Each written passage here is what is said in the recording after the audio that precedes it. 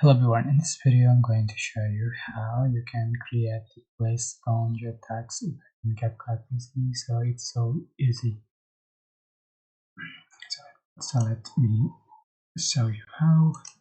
Go to media and select like screen. This is a for instance. Go to text to add text. Right, you can adjust word version and change word text. Right.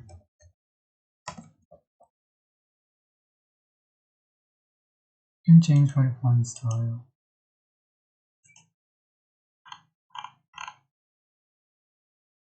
And then you can change for the font color and the font size.